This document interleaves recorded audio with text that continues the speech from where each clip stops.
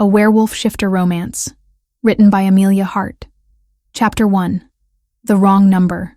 The sterile examination room felt suffocating as Sophie Carter worked alone under the unforgiving glare of overhead lights. A German shepherd sprawled motionless on the metal table, his chest rising and falling in shallow, irregular gasps that made her stomach clench with worry. Dark stains had already soaked through the emergency bandaging she'd hastily applied, and despite her best efforts, the bleeding showed no signs of stopping. Sophie's fingers found the dog's pulse point, counting the rapid, thready beats, while her mind raced through treatment options she wasn't qualified to attempt. "Easy, boy," she whispered, her voice soft despite the anxiety clawing at her chest. "We're going to get you through this." The dog's eyes, clouded with pain, fixed on her face with the kind of trust that made her heart ache. She'd always had this effect on animals. They seemed to sense something in her that even she didn't understand. Dr. Reed called it a gift, but right now it felt more like a burden as she watched the shepherd struggle for each breath. At 24, Sophie had seen her share of emergency cases, but tonight felt different. The German shepherd had been brought in by a frantic owner just after closing time, hit by a car that hadn't bothered to stop. The impact had left deep gashes across his side, and what she suspected was internal bleeding. Without proper surgical equipment and Dr. Reed's expertise, she was fighting a losing battle. The clinic was eerily quiet at 11:30 at night. Dr. Reed had left 3 hours earlier, muttering something about his grandson's birthday party, leaving Sophie alone with the emergency cases. She didn't mind, usually. The solitude gave her space to think, to focus on healing without the pressure of watching eyes. But tonight, every shadow seemed to hold secrets, and every sound made her jump. Sophie had been working at Riverside Veterinary Clinic for 2 years, ever since she'd started her veterinary studies. The pay wasn't much, but Dr. Reed let her handle real cases instead of just cleaning kennels like other part-time jobs. She needed the experience, and more importantly, she needed the money. Her small apartment above the laundromat barely qualified as housing, but it was all she could afford on her salary and student loans. Her phone lay dead on the counter, its black screen reflecting her worried expression. She'd been so focused on the injured dog that she'd forgotten to charge it, and now the battery had died completely. The landline sat on Dr. Reed's desk across the room, but she needed to move quickly. The dog's breathing was becoming more shallow, and she could see his gums growing pale, a clear sign of shock setting in. "Damn it," she muttered, grabbing the phone and dialing what she thought was Dr. Reed's number. Her fingers, slick with nervous sweat, fumbled across the keys in the dim light. The overhead bulb had burned out an hour ago, leaving only the examination light to work by. She'd been meaning to replace it, but there never seemed to be enough time for maintenance when animals were dying. The phone rang once, twice, 3 times. Sophie tapped her foot impatiently, glancing back at the German shepherd. His eyes were starting to glaze over, and panic shot through her like ice water. She'd lost patience before. It was an inevitable part of veterinary medicine, but never because she couldn't reach help in time. Finally, someone answered.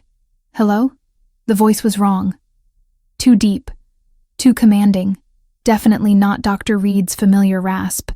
But desperation made her push forward. She couldn't hang up and waste precious time dialing again. "Dr. Reed, thank God." She breathed into the phone. "The German shepherd is getting worse. I need you here now. The bleeding won't stop and he's going into shock. I've done everything I can, but it's not enough. His breathing is shallow. His temperature is dropping, and I think there might be internal damage. Please, I need your help." Silence stretched across the line, heavy and strange. Sophie could hear her own heartbeat in her ears, could smell the antiseptic that never quite masked the underlying sense of fear and pain that clung to every veterinary clinic. The silence felt wrong, charged with something she couldn't identify. "Where are you?" The voice was crisp, authoritative, definitely not Dr. Reed. Sophie's blood turned cold. She'd dialed wrong. In her panic and exhaustion, she'd mixed up the numbers. Heat flooded her cheeks as embarrassment warred with desperation. This was exactly the kind of mistake she couldn't afford to make. "I'm sorry," she stammered. "I must have dialed the wrong number. I thought you were someone else. I was trying to reach my mentor about a medical emergency. The location, the voice repeated, and something in its tone made her spine straighten.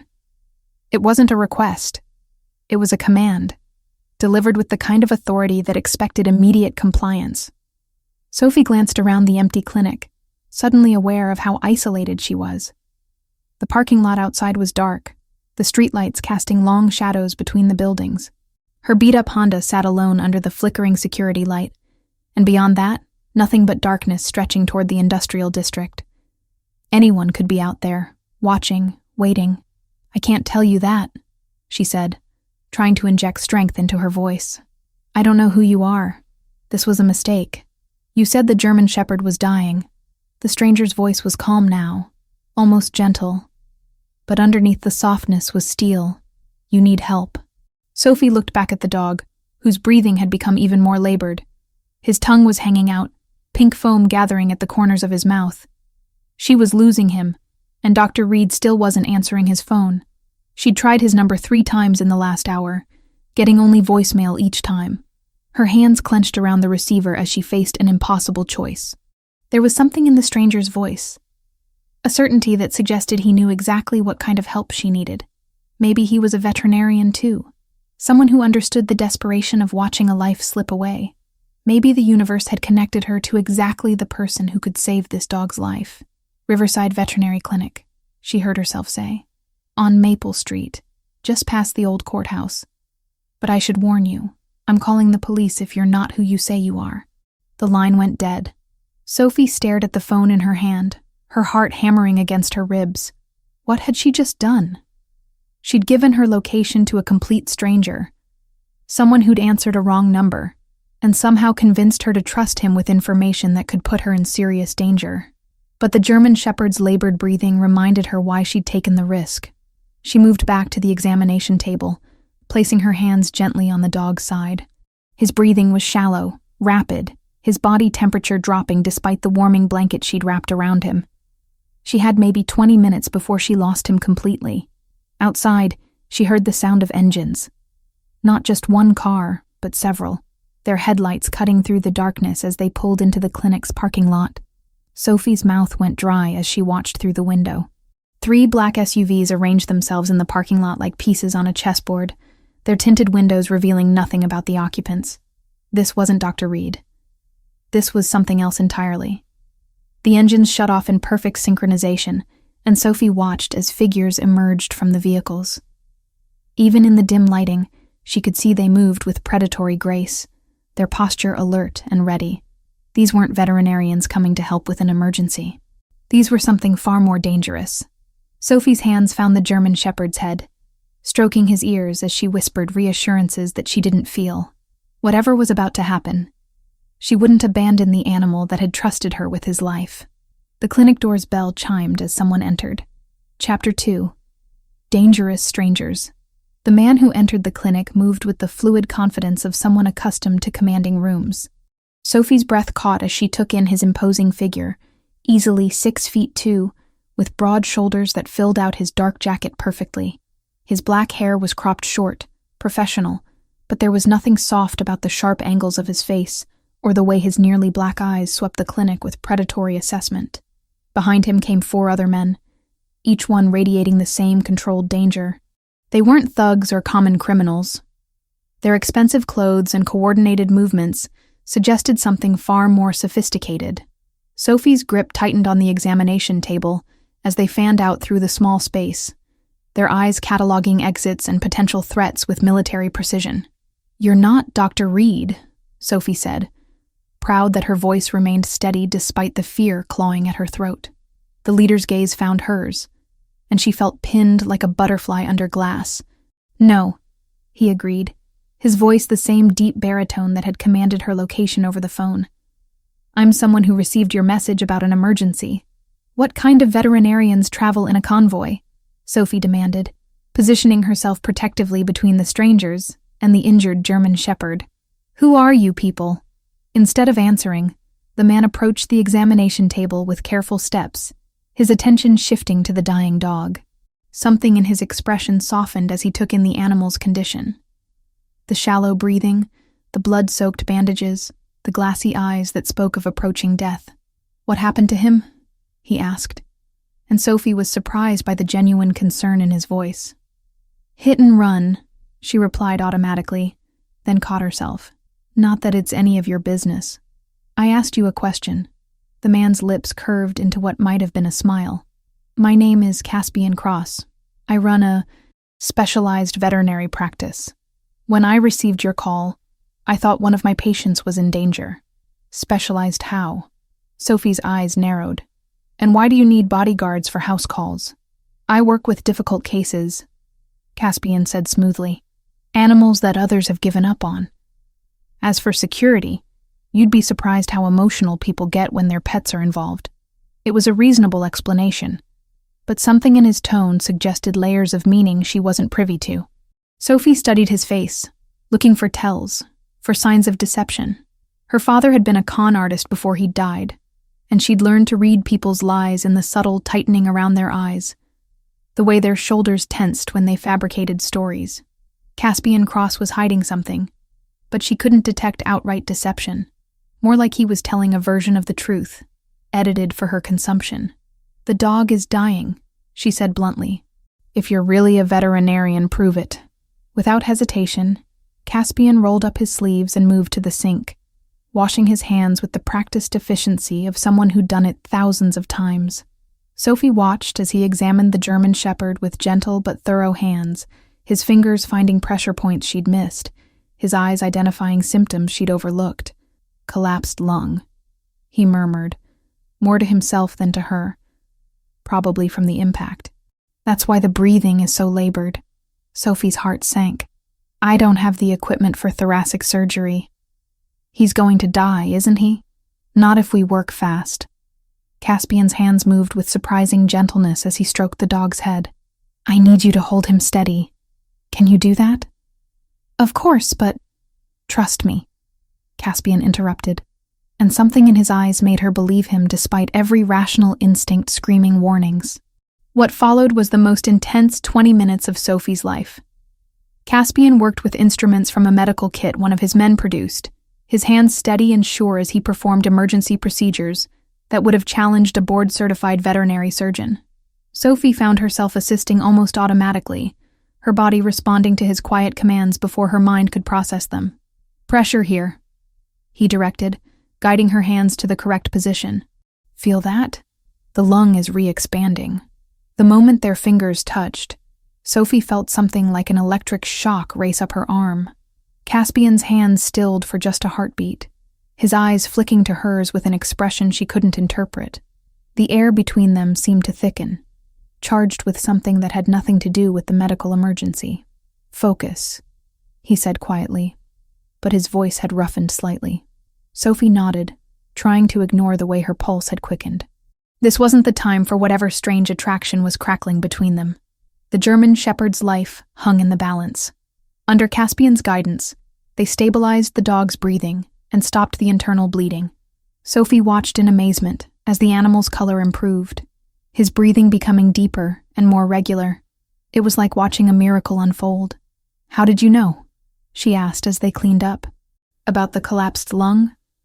"I've been studying veterinary medicine for 3 years and I missed it completely." "Experience," Caspian replied, but there was something evasive in his tone. "I've seen similar injuries before." "In dogs?" His pause was almost imperceptible. "Among other animals." Sophie sensed there was more to that story, but the German Shepherd chose that moment to lift his head and look at her with clear, alert eyes. The improvement was dramatic, almost supernaturally fast. "He's going to be fine," Caspian said, stroking the dog's ears. "Full recovery, probably within a week." "A week?" Sophie stared at him. "Injuries like this usually take months to heal completely. Some animals are stronger than others," Caspian said, and again she felt like he was speaking in code. As if summoned by some invisible signal, Caspian's men began moving toward the door. The leader himself stepped back from the examination table, his professional mask sliding back into place. "Wait!" Sophie called out.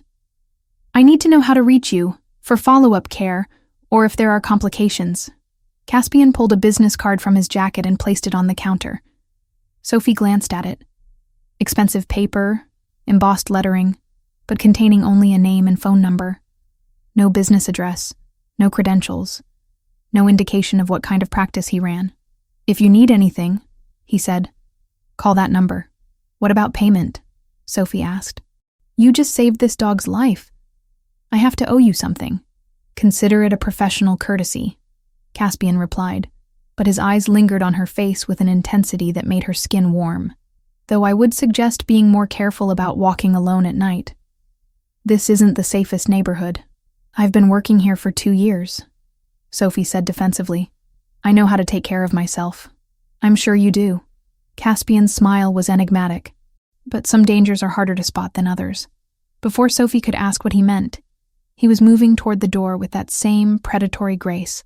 His men fell into formation around him, and within moments, the clinic was empty, except for Sophie and the recovering German shepherd. Sophie stood in the sudden silence, trying to process what had just happened.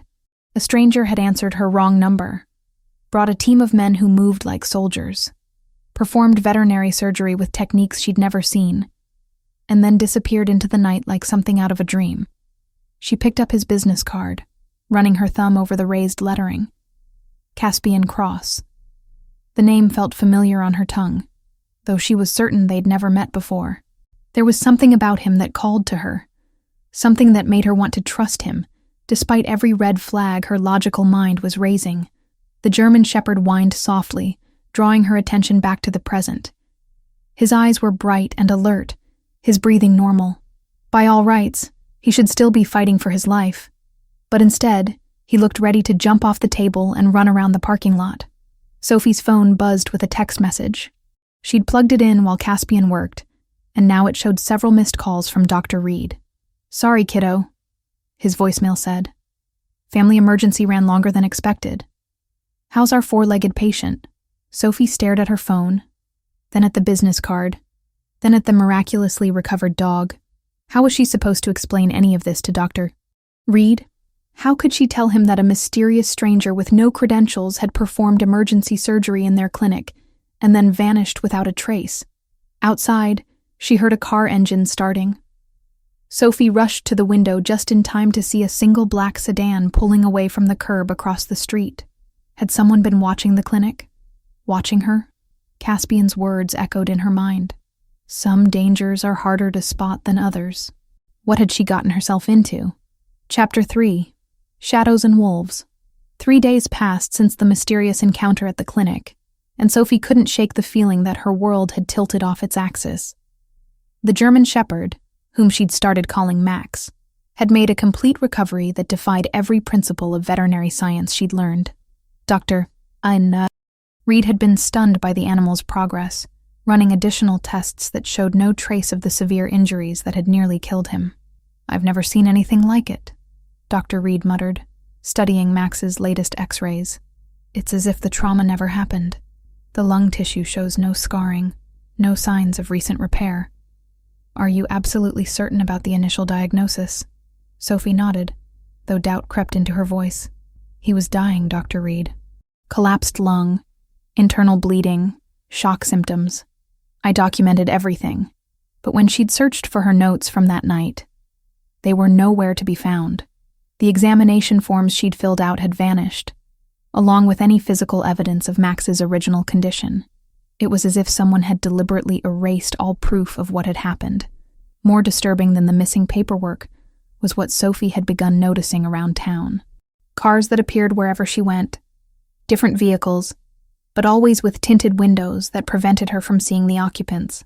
A man in a coffee shop who left immediately after she arrived. The sensation of being watched that prickled along her spine every time she walked to her car. At first, she'd dismissed it as paranoia, a side effect of the stress from that night. But the feeling persisted, growing stronger each day. Someone was definitely keeping tabs on her movements. Sophie had tried researching Caspian Cross online, but found only sparse information.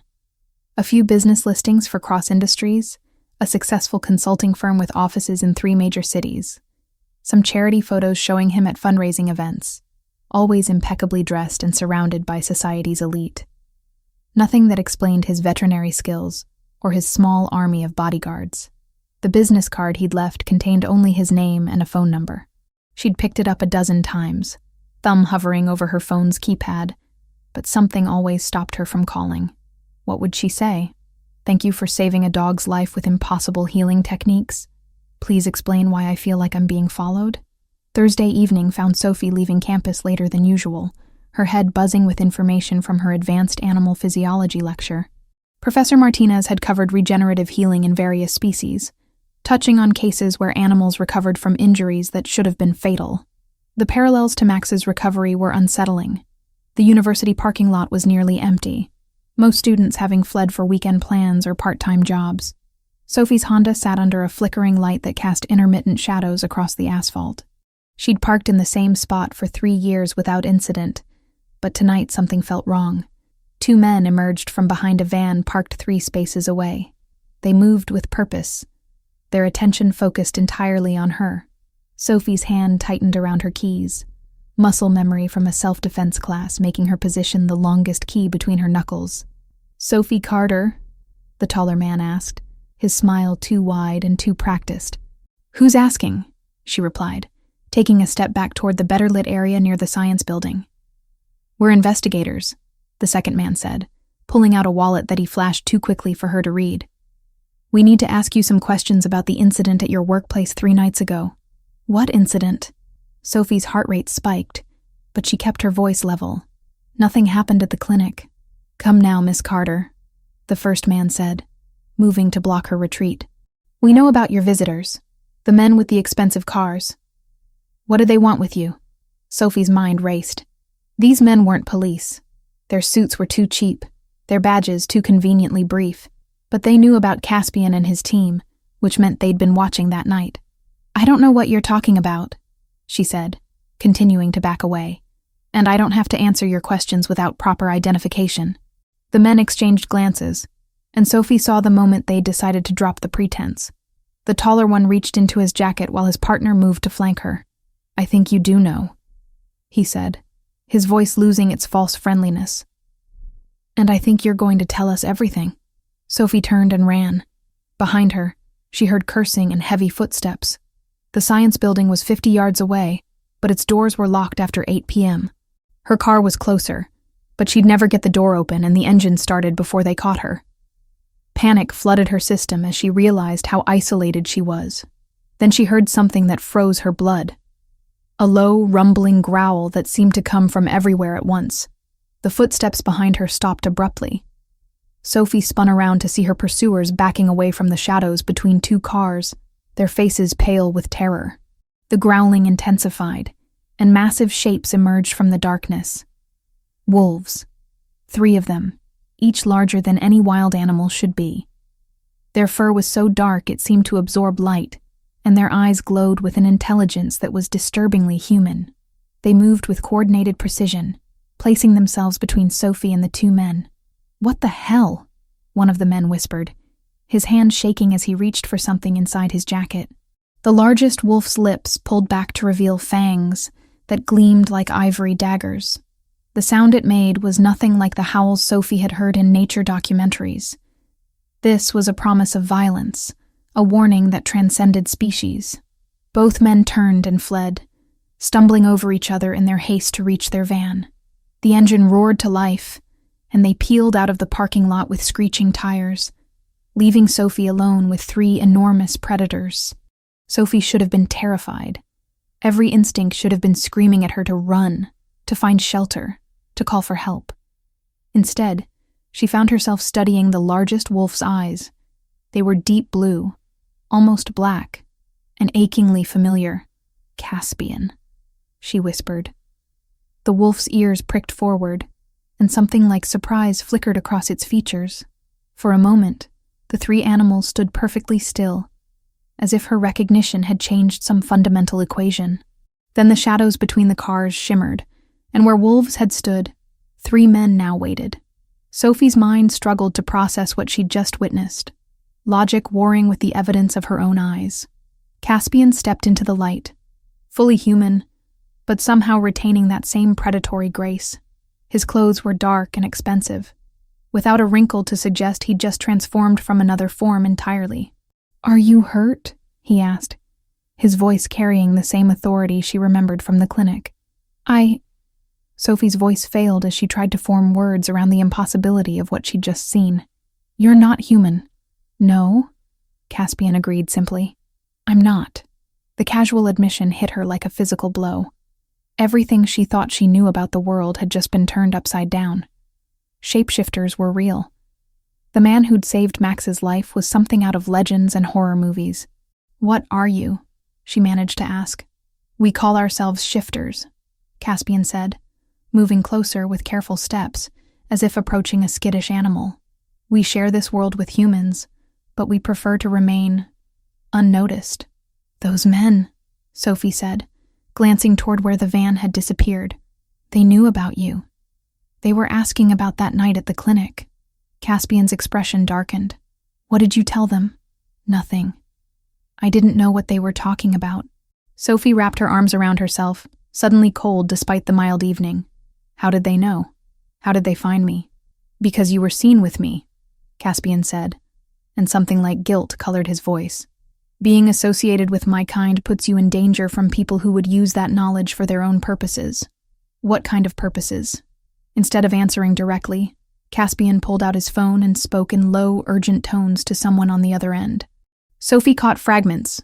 "Compromised, immediate extraction, and double the perimeter." That made her stomach clench with new fear. "We need to get you somewhere safe," he said, ending the call. "Safe from what?" Sophie demanded. "I don't understand any of this.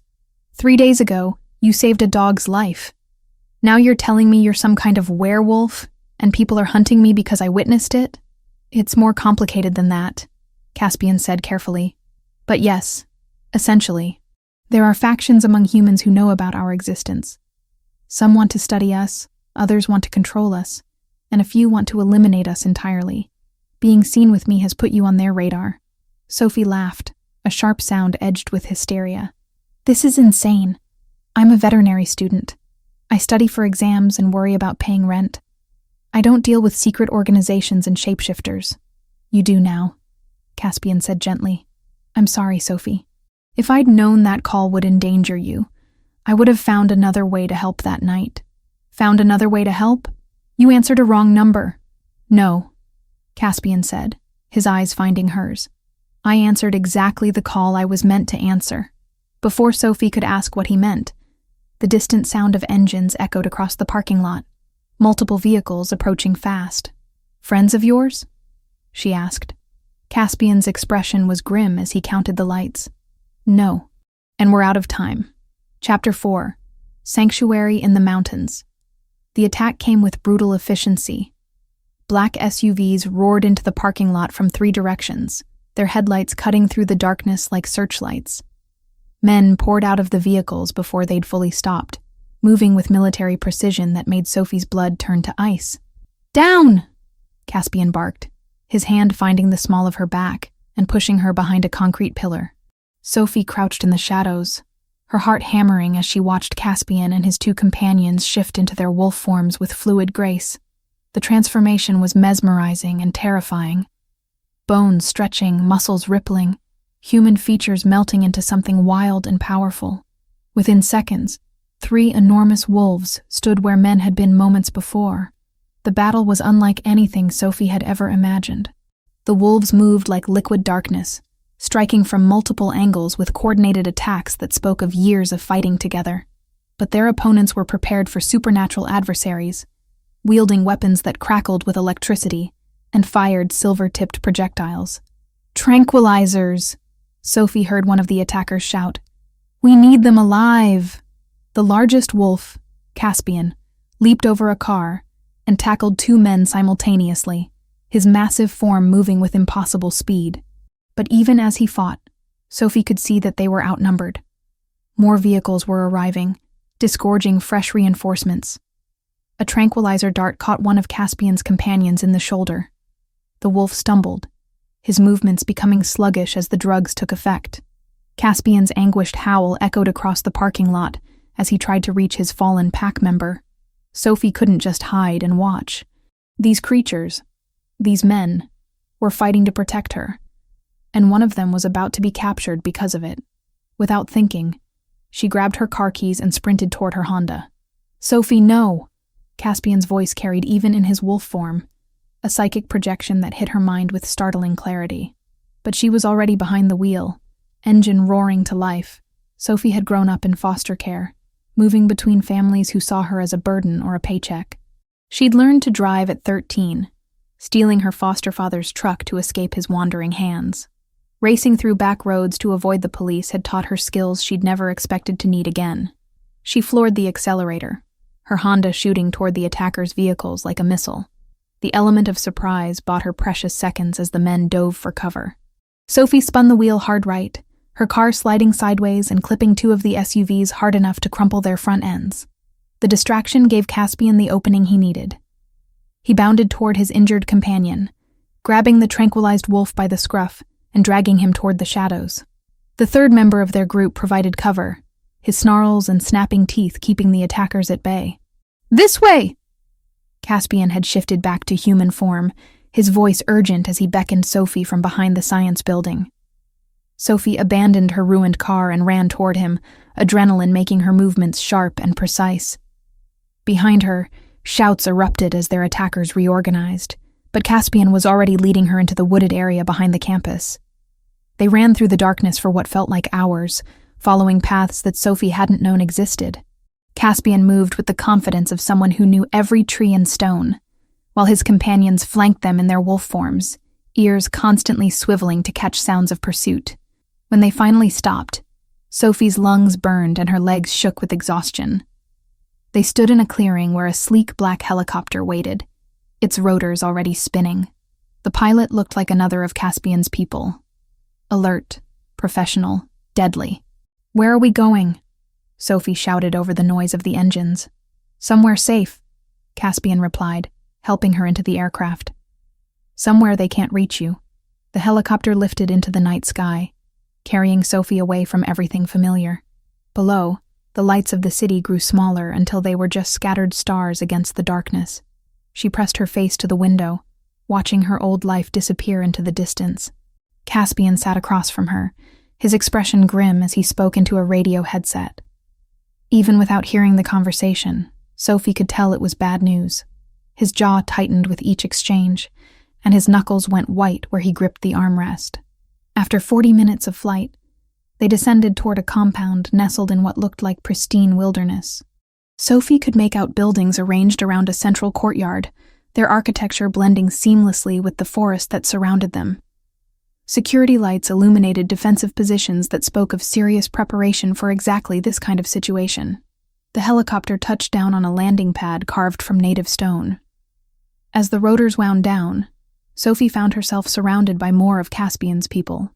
They moved with the same predatory grace she was beginning to associate with shifters, their eyes reflecting an inner light that marked them as something other than human. "Welcome to Raven's Ridge," Caspian said, extending his hand to help her from the aircraft. "This is the heart of my territory." Sophie accepted his assistance, though the contact sent that same electric shock up her arm. "Your territory? I'm what our kind calls an alpha," Caspian explained as they walked toward the main building. "I lead the shifter community along the western coast. This compound serves as our headquarters and sanctuary." The interior of the main building was surprisingly warm and comfortable. Stone walls were softened by rich tapestries and carefully chosen artwork. A massive fireplace dominated one wall, its flames casting dancing shadows across leather furniture that looked both expensive and well-used. "You must be exhausted," Caspian said, his formal tone at odds with the intimate setting. "Owen will show you to your room. We can talk more in the morning when you've had time to process everything." A man stepped forward, tall, dark-haired, with the same predatory grace as the others but warmer eyes. "I'm Owen Cross," he said with a slight smile.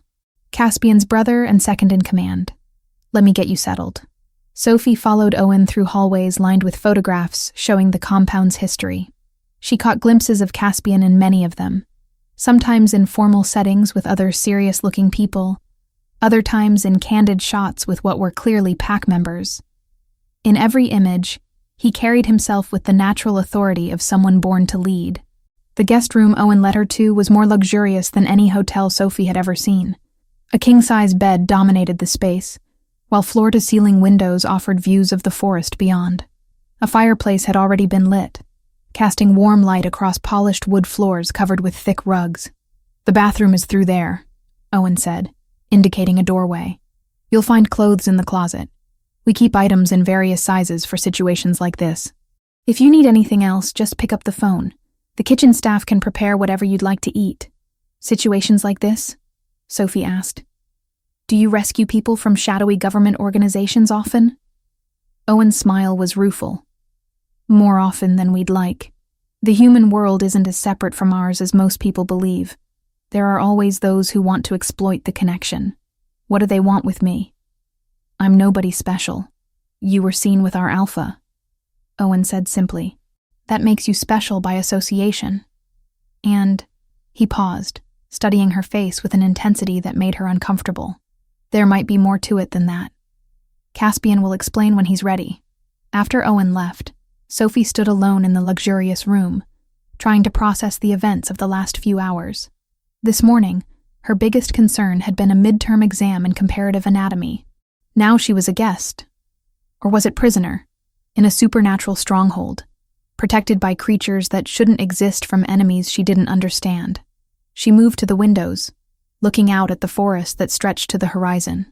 Somewhere in those trees, she knew, were patrols of shifter guards keeping watch for threats.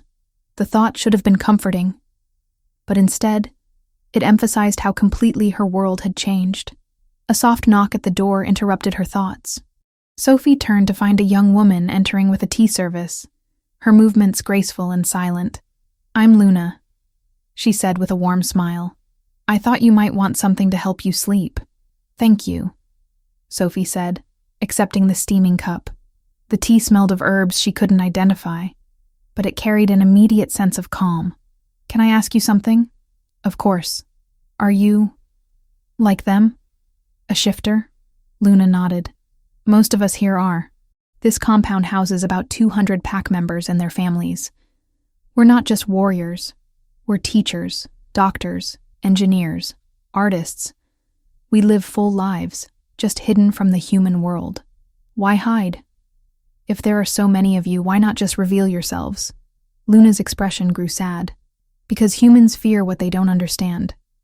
History is full of what happens when they discover something different. We've learned that survival means secrecy." After Luna left, Sophie sipped the herbal tea and tried to make sense of her situation. She was safe, but trapped.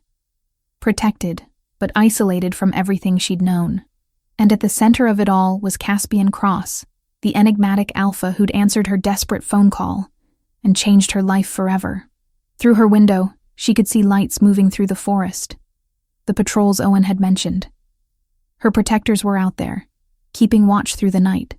But as sleep finally claimed her, Sophie couldn't shake the feeling that she was no longer Sophie Carter, veterinary student, and small-town nobody. She was something else now, though she didn't yet understand what. Chapter 5. Hidden Blood. Sophie woke to sunlight streaming through unfamiliar windows and the distant sound of voices carrying across the mountain air. For a moment, she lay still, hoping the events of the previous night had been nothing more than a vivid nightmare. But the luxurious bed and forest view beyond the glass confirmed that her world had indeed been turned upside down. A soft knock interrupted her disorientation. "Sophie? It's Luna. I've brought breakfast." The young shifter entered with a tray that smelled like heaven. Fresh coffee, warm pastries, and what looked like homemade jam. She set it on a small table by the windows, her movements carrying that same fluid grace Sophie was beginning to associate with Caspian's people. "How did you sleep?" Luna asked, pulling back the curtains to reveal a breathtaking view of the mountain valley. "Better than I expected," Sophie admitted, wrapping herself in the silk robe she'd found hanging in the bathroom. "Though I keep waiting to wake up and discover this was all a dream." Luna's smile was understanding. "The first contact with our world is always overwhelming. You're handling it remarkably well." "Am I? Because I feel like I'm barely holding it together." "Trust me, you're doing fine. I've seen humans discover our existence before, and most of them end up catatonic or hysterical. You fought back last night. That takes courage. Sophie sipped the coffee, which was better than anything she'd ever tasted, and studied Luna's face. The young woman couldn't be much older than herself, but her eyes held a wisdom that spoke of experiences far beyond her apparent years. "How long have you lived here?" Sophie asked. "All my life. I was born at Raven's Ridge," Luna replied, settling into the chair across from her. "My parents were part of Caspian's father's pack. When the old Alpha died and Caspian took over, nothing really changed for those of us who grew up here. This has always been home." "What happened to his father?" Luna's expression grew somber. "Murdered, along with his mother. Caspian was only 22 when he inherited the leadership of 12 pack territories. Most people thought he was too young, too inexperienced. He spent the last 7 years proving them wrong." Sophie felt a pang of unexpected sympathy. She understood what it meant to lose parents too young, to have to navigate the world without the people who were supposed to guide you through it. "I'm sorry," she said softly. "I know what that's like. You lost your parents too?" "When I was 16. Car accident, or at least that's what I was told." Sophie set down her coffee cup, surprised by how easy it was to talk to Luna. "I was shuffled between foster homes until I aged out of the system. Not quite the same as inheriting supernatural leadership responsibilities, but loss is loss," Luna finished gently. "And Caspian would understand that better than most. He's drawn to people who've faced tragedy and come out stronger." Before Sophie could ask what she meant by that, another knock sounded at the door. This time it was Owen, his expression serious as he entered. "Sorry to interrupt," he said, "but Caspian needs to see you. We've had some developments overnight." Sophie's stomach clenched with anxiety. "What kind of developments?" "The kind better discussed in private," Owen replied, his tone diplomatic but firm. Sophie quickly dressed in the clothes that had been provided, jeans and a sweater that fit perfectly, though she tried not to think too hard about how they'd known her exact size.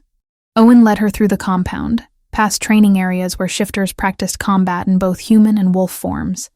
She couldn't help staring at the casual way they moved between shapes, as if changing form was as natural as breathing. Some fought as humans with weapons she'd never seen before, while others prowled the practice ring as massive wolves, their movements coordinated with an intelligence that went far beyond animal instinct. "Impressive, isn't it?" Owen said, noticing her fascination. "Most of us start training from childhood. By adulthood, the shift is as natural as walking. How many of you are there? Shifters, I mean." "More than humans suspect, fewer than we'd like," Owen replied carefully. "We're scattered across the globe in packs and territories. Caspian's domain is one of the largest in North America." They entered a building that felt more like a corporate office than part of a supernatural stronghold. Glass-walled conference rooms lined a central corridor, while the air hummed with the quiet efficiency of important work being done. Through open doorways, Sophie caught glimpses of people working at computer terminals, their screens displaying information she couldn't interpret. Caspian waited in a corner office that managed to be both professional and unmistakably his. The furniture was expensive but functional, while the walls displayed maps marked with symbols she didn't recognize. He stood with his back to them, staring out a window that offered a commanding view of the compound's defenses. "Thank you, Owen," he said without turning around. "Close the door, please." Sophie found herself alone with the Alpha for the first time since their rescue. In daylight, Caspian seemed even more imposing, not just because of his physical presence, but because of the authority that radiated from him like heat from a flame. This was a man accustomed to making life-or-death decisions, to carrying the weight of hundreds of lives on his shoulders. "How are you feeling?" he asked, finally turning to face her. "Confused, overwhelmed, grateful," Sophie replied honestly. "Your people have been incredibly kind. They're good people. They deserve protection, which is why what I'm about to tell you is going to be difficult to hear." Sophie's mouth went dry. "What happened?" Caspian moved to his desk, picking up a tablet and scrolling through information that made his jaw tighten with anger. "The men who attacked us last night weren't random opportunists. They were part of an organization we've been tracking for months. Humans who capture and experiment on shifters. Experiment how? They're trying to replicate our abilities, create artificial shifters they can control." Caspian's voice was flat, but Sophie could hear the rage burning underneath. They've been targeting isolated pack members, especially those with rare gifts. Sophie sank into one of the chairs facing his desk, her legs suddenly unsteady. And they think I have rare gifts? We think they know something about you that you don't know about yourself, Caspian said gently. Sophie, when you touched that injured German shepherd at the clinic, what did you feel? I felt connected to him, like I could sense his pain, understand what he needed. Sophie frowned, remembering. But that's not unusual for me. I've always been good with animals. Too good, Caspian said. The way you handled that dog's injury, the speed of his recovery, the fact that you were able to assist with medical procedures you'd never seen before. It all points to abilities that go beyond normal human capabilities. Sophie laughed shakily. Are you saying I'm part shifter? Because I'm pretty sure I'd know if I could turn into a wolf. Not all supernatural bloodlines manifest as shape-shifting, Caspian explained, moving around the desk to sit in the chair beside her. There are healers, empaths, seers. Humans with dormant supernatural heritage who possess abilities their conscious minds don't recognize. That's impossible. I know my family history. My parents were completely normal people. Caspian's expression grew even more serious. Sophie, we've been investigating your background since that night at the clinic. Your parents weren't killed in a car accident. The words hit her like a physical blow. Sophie felt the air leave her lungs as the world seemed to tilt around her. What? They were murdered. By the same organization that attacked us last night. Caspian's voice was gentle but implacable. Your parents were part of a bloodline of healers. Humans who could cure injuries and illnesses that would kill others. They refused to work with these people, so they were eliminated. Sophie stood abruptly, pacing to the window as her mind reeled. Everything she'd believed about her life, about her family, about herself, was crumbling like sand. You're lying, she whispered, but even as she said it, pieces were falling into place, the way animals had always trusted her instinctively. The strange dreams she'd had as a child, filled with images of light and healing. The foster families who'd called her too intense, who'd seemed almost afraid of her sometimes. I wish I were, Caspian said quietly, but the evidence is overwhelming. And Sophie, there's more. She turned to face him, dreading what other revelations he might have. More? The healing abilities you inherited aren't just rare. They're legendary. Your bloodline produces healers maybe once every 100 years. If these people capture you, they won't just study you. They'll use you to create an army of artificial shifters that could destroy everything we've built. Sophie sank back into her chair, overwhelmed by the magnitude of what he was telling her. I don't feel powerful. I don't feel special. I'm just me. You're more than you know, Caspian said, and something in his voice made her look up. His eyes were intense, searching her face as if looking for something specific. Sophie, when we touched at the clinic, did you feel anything unusual? Heat flooded her cheeks as she remembered the electric shock that had passed between them. Yes, but I thought that was just attraction. It was more than that. Caspian leaned forward, his gaze never leaving hers. What you felt was the beginning of a mate bond. A what? Among shifters, we have destined partners.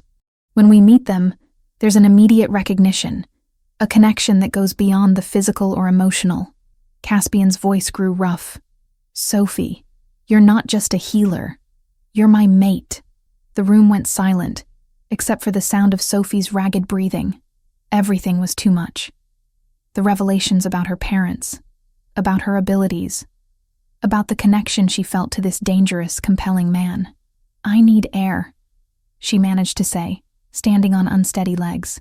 Sophie, wait! But she was already moving toward the door, desperate to escape the intensity of his gaze and the implications of everything he'd just told her.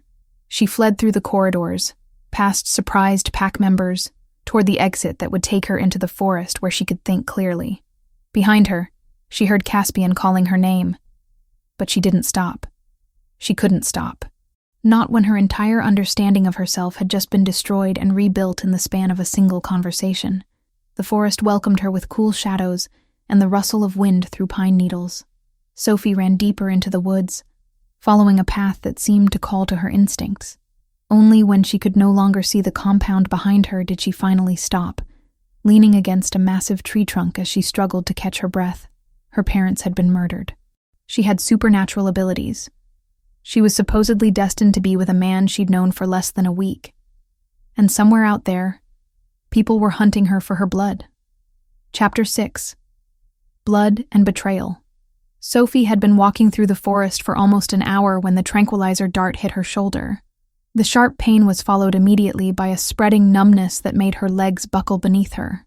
She managed one strangled cry before her voice failed entirely, her body betraying her as the drugs took hold. Through blurring vision, she watched figures emerge from the trees around her.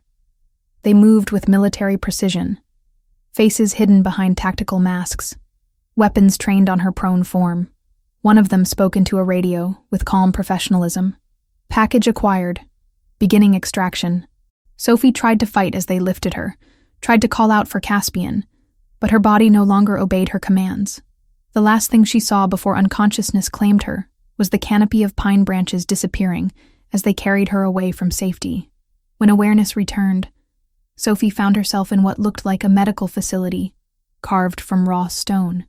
The walls were rough-hewn rock, but the equipment was state-of-the-art. Monitoring devices, surgical instruments, and restraints that held her firmly to a metal examination table. Bright lights overhead made her eyes water as she tried to focus on her surroundings. "Ah, you're awake. Excellent." The voice was cultured, refined, with just a hint of an accent she couldn't place. Sophie turned her head to see a man in an expensive suit approaching her table. He was tall and lean, with perfectly styled blonde hair and cold blue eyes that studied her with scientific interest. "Who are you?" Sophie's voice came out as a croak, her throat dry from whatever drugs they'd given her.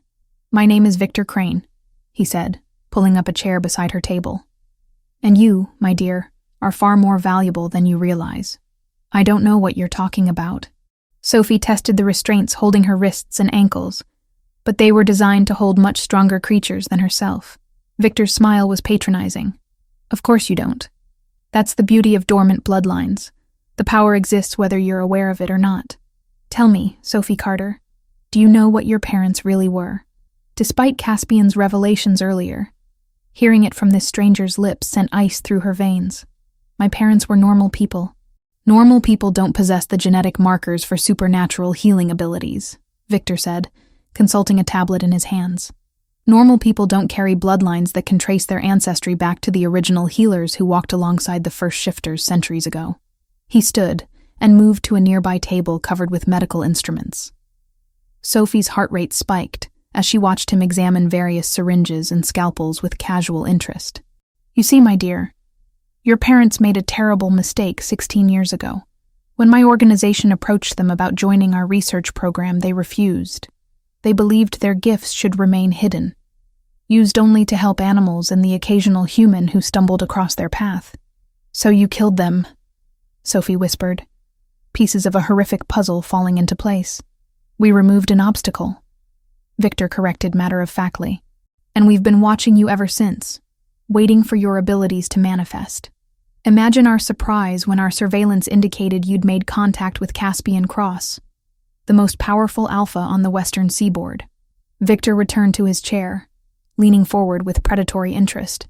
"That connection accelerated your awakening, didn't it? Being near such a powerful shifter, feeling the pull of the mate bond. It triggered abilities that might have remained dormant for years." Sophie said nothing, but her silence seemed to confirm his suspicions. "The beauty of healer bloodlines," Victor continued, "is that the abilities work regardless of the subject's cooperation. Your touch can cure injuries, accelerate healing, even bring someone back from the brink of death. All we need is your blood, your genetic material, and we can synthesize that power." "To do what?" Sophie demanded, though she dreaded the answer. "To create controllable shifters, of course. Imagine an army of supernatural soldiers, all bound to obey human commanders. No more hiding in the shadows, no more pretending to be the weaker species." Victor's eyes gleamed with fanatic fervor. "With your healing abilities incorporated into our serum, our artificial shifters will be nearly immortal.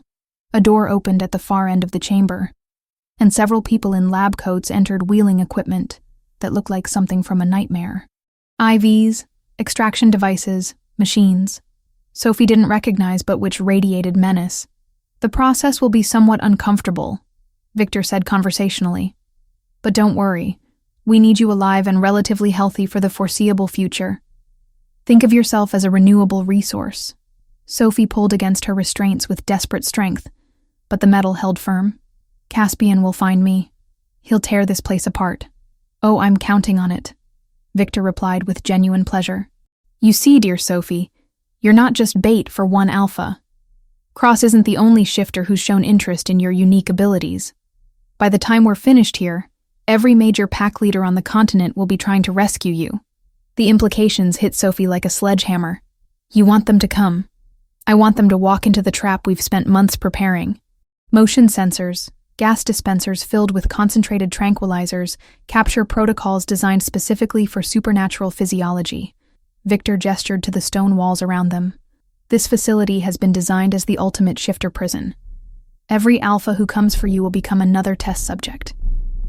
One of the lab technicians approached with a large syringe, its needle gleaming under the harsh lights.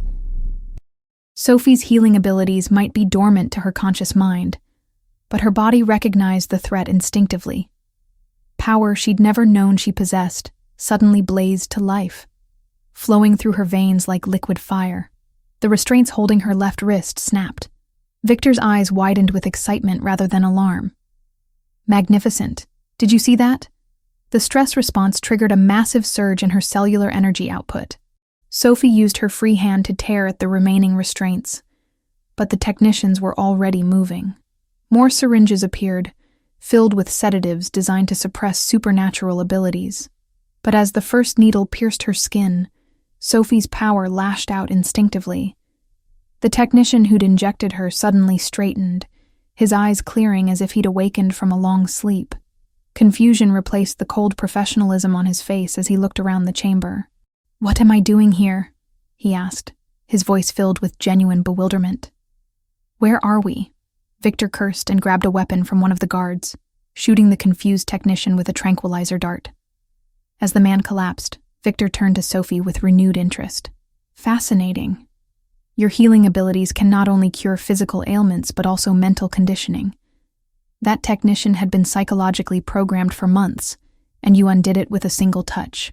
Sophie had freed her other wrist and was working on the ankle restraints when alarms began blaring throughout the facility. Red lights flashed, and automated voices announced security breaches in multiple sectors. "Right on schedule," Victor said, checking his watch. "Your mate has excellent timing." Through the facility's intercom system, Sophie could hear sounds of battle, growls, gunfire, and the distinctive sound of metal being torn apart. Hope blazed in her chest as she recognized the fury in those wolf howls. Caspian had found her, but Victor seemed unperturbed by the chaos.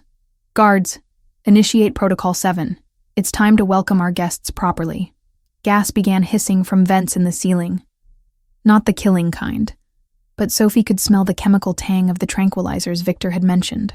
Whatever concentration they were using was strong enough to affect shifters, which meant it would overwhelm her human physiology in seconds. Sophie freed her ankles and rolled off the examination table, just as the chamber door exploded inward. Caspian stood in the doorway in human form, his clothes torn and bloody, his eyes blazing with protective fury that made him look more wolf than man. "Get away from her!" he snarled, his voice carrying harmonics that spoke of barely controlled transformation. "I don't think so," Victor replied calmly, pressing a remote control in his hand. The floor beneath Caspian's feet suddenly gave way, dropping him into a pit lined with silver spikes. Sophie screamed as she watched him fall, but Caspian managed to catch the edge of the pit, his enhanced strength allowing him to hang suspended above the deadly trap. "Silver-lined capture pit," Victor explained conversationally. "Painful for shifters to touch, but not immediately fatal. We want him alive for the experiments, after all." Sophie's power surged again, stronger this time, fueled by rage and desperation. She could feel Caspian's pain through their nascent bond, could sense his strength failing as the silver burned his hands. Without thinking, she lunged toward Victor, her hands glowing with energy she was only beginning to understand. "Sophie, don't!" Caspian's warning came too late. Victor caught her wrists in hands that felt like steel cables, his grip far stronger than any human should possess. As their skin made contact, Sophie realized with horror that her healing power was flowing into him, not harming him. "Thank you, my dear," Victor said as supernatural energy coursed through his body. "I was wondering how to field test our enhancement serum. Your power will make an excellent catalyst." Sophie watched in growing terror as Victor's eyes began to glow with stolen energy, as his already impressive strength increased beyond human limitations. She'd just given their enemy the power to become something far worse than a mere human fanatic. She'd created a monster. Chapter 7. The Alpha's Claim. Victor's enhanced strength lifted Sophie off the ground as stolen power coursed through his system.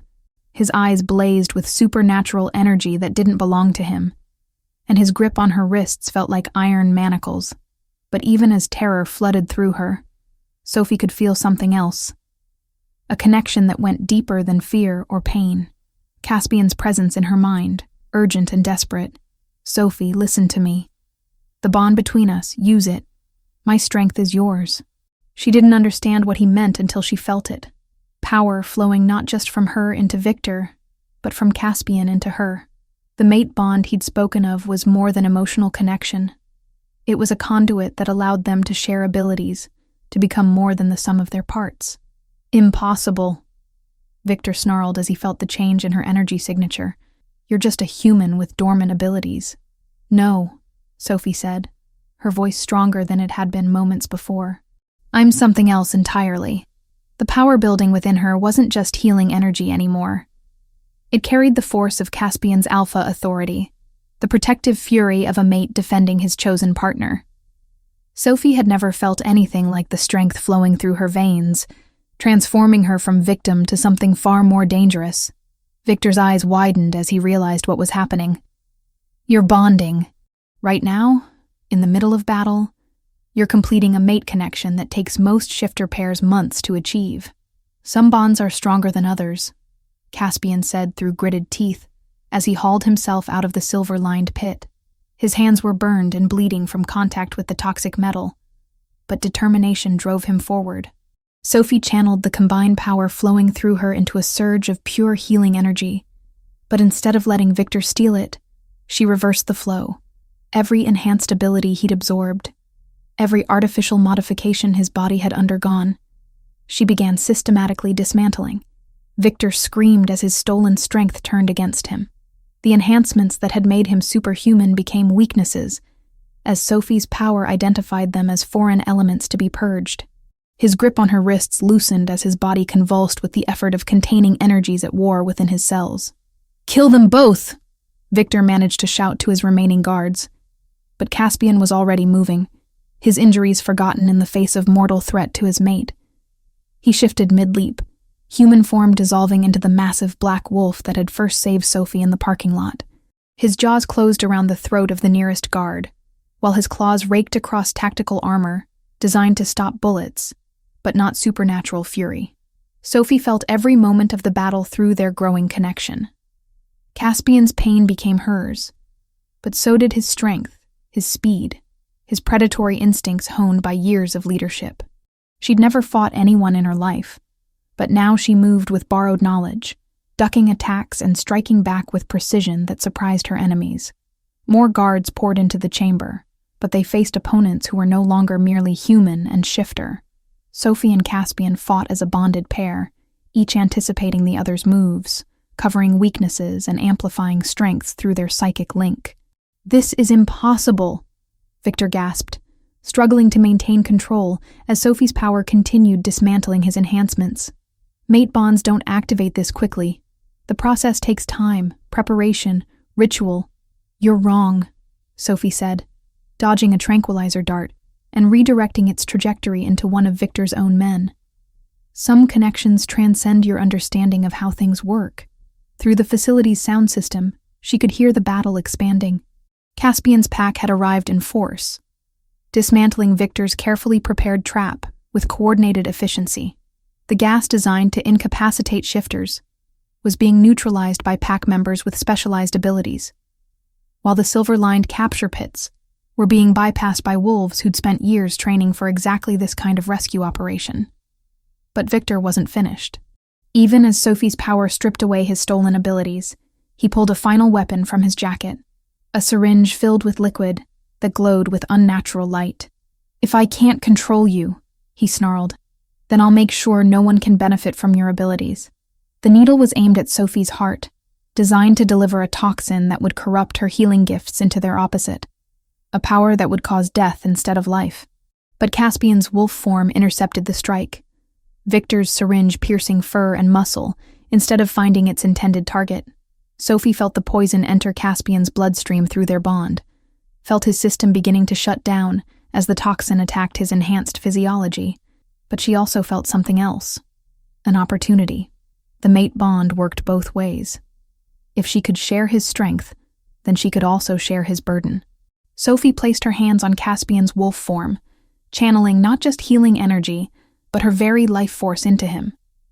The toxin that would have killed him in minutes became something she could fight, her power adapted specifically to purge foreign substances from living systems. But the effort required everything she had.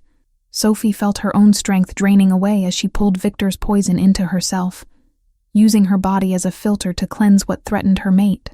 The chamber around them began to blur as consciousness started slipping away. "No." Caspian's voice in her mind was fierce with denial. "Sophie, stop. You'll kill yourself. Better me than you." She managed to think back, though forming coherent thoughts was becoming increasingly difficult. Not acceptable. Caspian's human form materialized as he shifted back, his hands covering hers where they pressed against his chest. "We do this together or not at all." Their combined will focused the poison into a concentrated mass that Sophie's power could isolate and destroy. Instead of trying to process the toxin alone, they shared the burden between them, the mate bond allowing them to divide what would have been fatal to either one separately. Victor watched in growing horror as his ultimate weapon was systematically neutralized. This isn't how it works. Mate bonds are emotional connections, not shared power sources. Shows how much you really know about shifters. Owen's voice came from the chamber entrance as Caspian's brother arrived with reinforcements. True mate bonds are the rarest and strongest connections in our world. They create partnerships that transcend individual limitations. The remaining guards surrendered as pack members filled the chamber, their coordinated assault having overwhelmed Victor's facility completely. But Sophie barely noticed their arrival. Her attention focused entirely on the man whose life she'd just saved, and who had saved hers in return. "The bond is complete," Caspian said softly, his eyes holding hers with an intensity that made her breath catch. "Sophie, do you understand what that means?" She nodded, feeling the connection between them as clearly as her own heartbeat. "It means we're partners. In everything. It means you're Luna of the Western Territories," Owen said with a grin. "Alpha female to every shifter pack from here to the Pacific Ocean. Hope you're ready for some responsibility." Sophie looked around the chamber, at the defeated facility, at the pack members who watched her with respect and expectation, at Caspian whose life was now intertwined with hers, in ways she was only beginning to understand. 24 hours ago, she'd been a veterinary student worried about exam grades. Now she was something she'd never imagined possible. The mate of the most powerful alpha on the continent, with abilities that could heal or destroy depending on how she chose to use them. "I'm ready," she said, surprised by how true the words felt. Victor laughed bitterly from where he lay restrained by Owen's men. "You have no idea what you've just committed yourself to. The human world won't tolerate your existence once they learn what you really are. They'll hunt you, study you, try to replicate what makes you special." "Let them try," Sophie said, her voice carrying an authority she'd never possessed before. "They'll find that some things can't be stolen or copied." She looked at Caspian, seeing her own determination reflected in his eyes.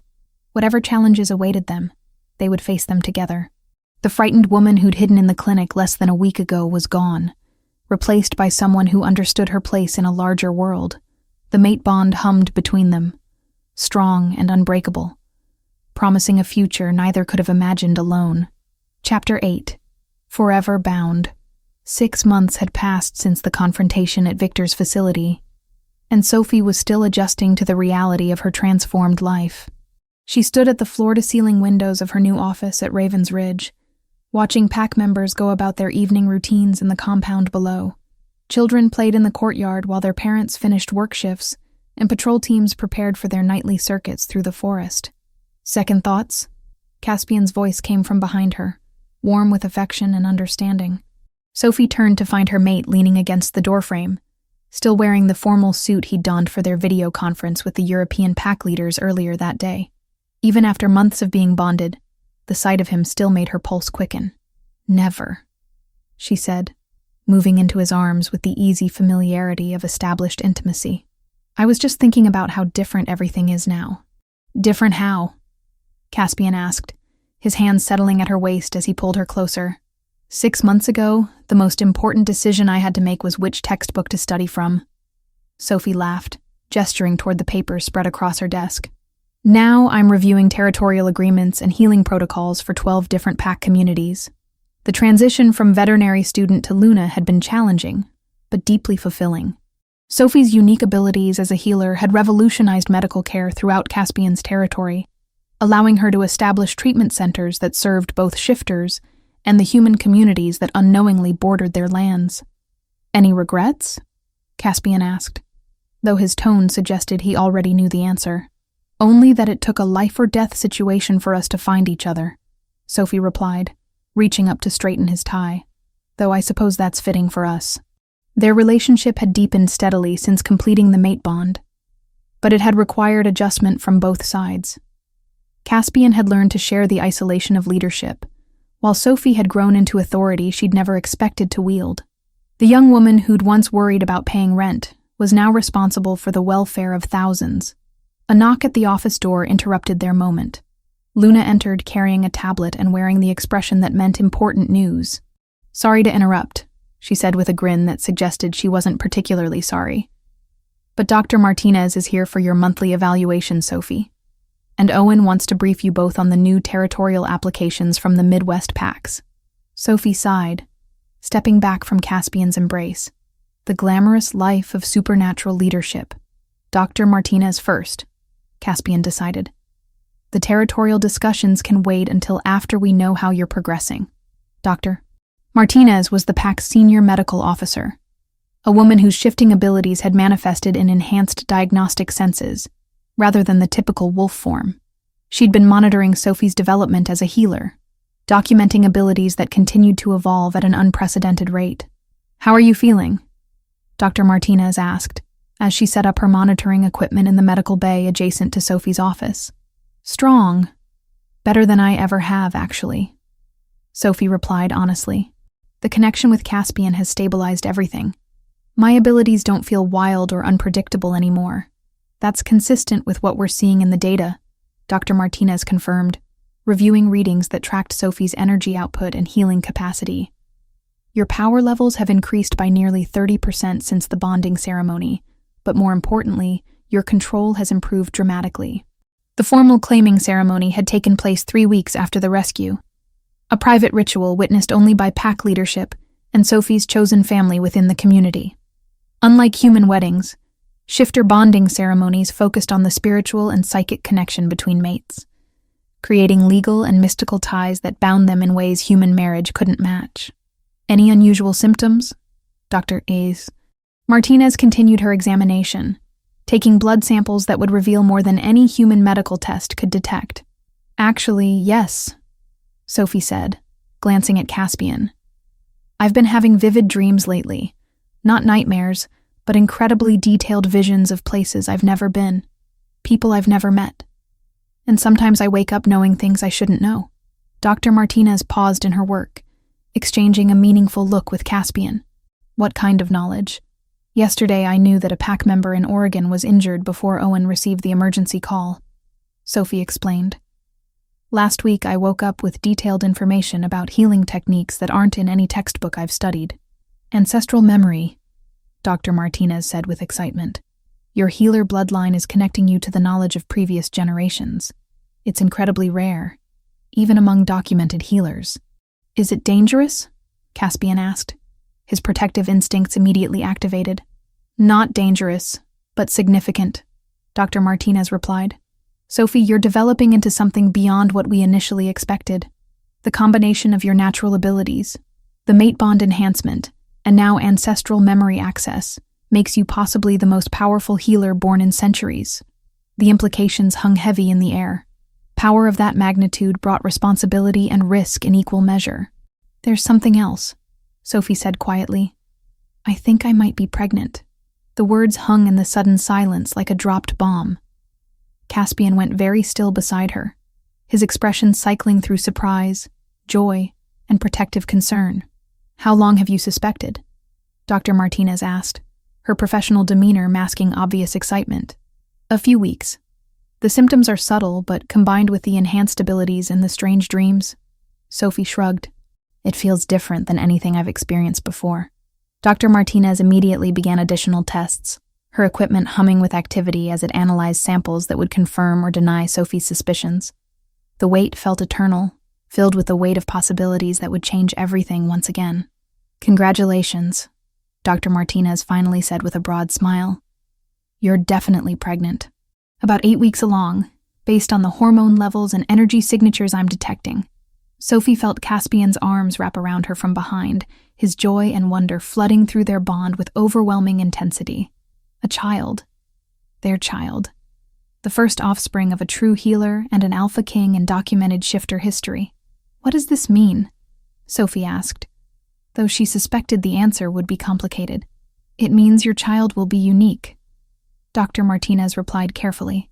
The offspring of such powerful bloodlines has never been recorded. We're in uncharted territory. But the baby will be healthy? Caspian asked, his voice tight with concern. As far as I can determine, perfectly healthy, Dr. Martinez assured them. But Sophie, your abilities will likely continue evolving throughout the pregnancy. We'll need to monitor you closely. Later that evening, Sophie and Caspian walked through the forest surrounding Raven's Ridge, following paths they'd traveled countless times during their bonding period. The woods felt different now, not just familiar, but truly home. Are you scared? Sophie asked, her hand resting protectively over her still flat stomach. Terrified, Caspian admitted with characteristic honesty. I've led packs through wars and territorial disputes, but the thought of being responsible for a child who might inherit both our abilities, he shook his head. That's a level of responsibility I never imagined. We'll figure it out together, Sophie said, echoing words he'd spoken to her during their first weeks at the compound. That's what mates do. They paused at their favorite overlook, where the valley spread out below them dotted with the lights of the compound. Somewhere in the distance, wolves howled their evening songs to the rising moon. Do you ever miss your old life? Caspian asked. Sophie considered the question seriously. I miss the simplicity sometimes, but that woman who worried about exam grades and rent payments was living half a life. She didn't know what she was capable of, didn't understand her place in the world. And now you do? Now I know that some people are meant for extraordinary things, Sophie replied, turning to face him. I was terrified that night in the clinic when you walked through the door, but part of me recognized you even then. Recognized home. Caspian kissed her with the passion and tenderness that had characterized their relationship from the beginning. A perfect blend of gentle devotion and fierce protection. Through their bond, Sophie felt his absolute commitment to their future, his determination to build a world where their child could grow up safe and strong. I love you, he said against her lips, words that carried the weight of eternity. I love you too, Sophie replied, her hand finding the business card she still carried in her pocket, a reminder of the wrong number that had led to everything right in her life. Above them, the full moon cast silver light across the forest, illuminating the path that had brought them together and would carry them into whatever challenges awaited. They were no longer just individual people trying to survive in a complex world. They were mates, partners, leaders of a community that looked to them for protection and guidance. And soon, they would be parents to a child who would inherit abilities that could reshape the relationship between human and shifter worlds. Whatever came next, they would face it together, bound by love and destiny in equal measure. The future stretched ahead of them, bright with possibility, and anchored by the unbreakable connection forged in crisis and strengthened by choice. Sophie Carter, the frightened veterinary student, was gone forever. In her place stood Sophie Cross, Luna, healer, and mother-to-be, ready for whatever extraordinary adventures lay ahead.